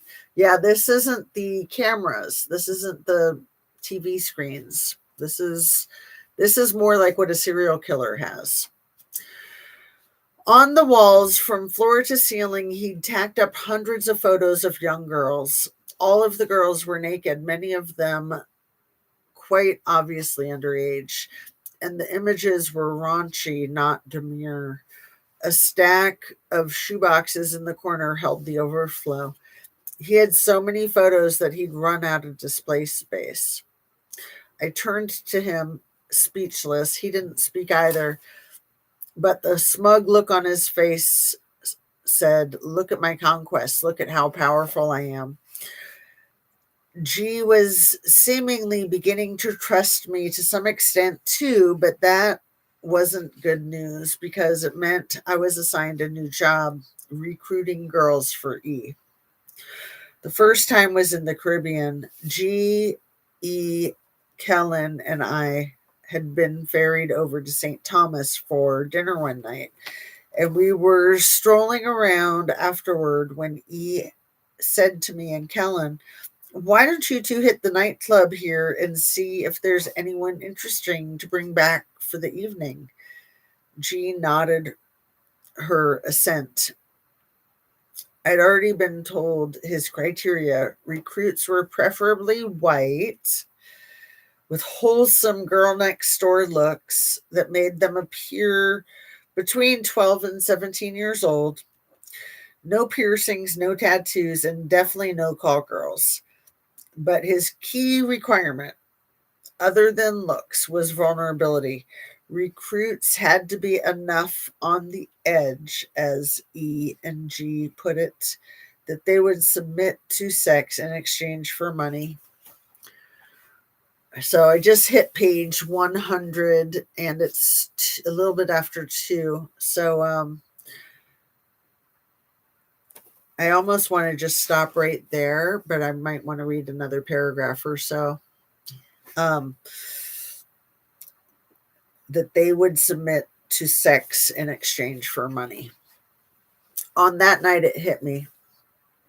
I was being trained yet again. For hours, I tagged along with Kellen as she chatted up girls, floating from one stranger to another with ease, flirting, while we didn't find anyone suitable to take back to the island that night. I now knew the script that I would soon be using myself with shameful regularity. I work for a billionaire who has a taste for beautiful young girls. He has contacts in acting, modeling, and art worlds. And he'd love to help you make your dreams come true. Come meet him.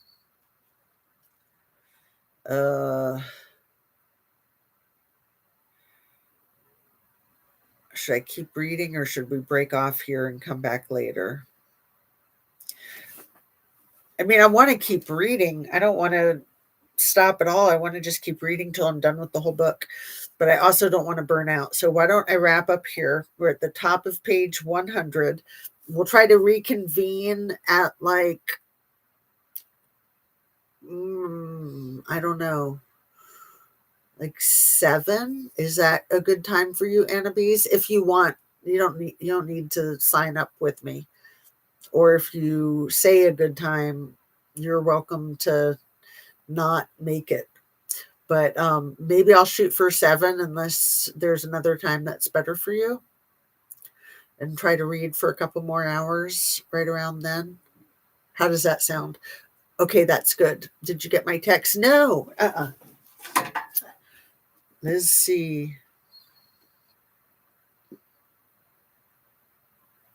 Oh, I see it. I love it. Um, you're so cute. Awesome. All right. I will I'll text you. All right. Peace out. Love and blessings. Drink your water, eat your protein, get some rest, and take care of yourself, girl. Thank you.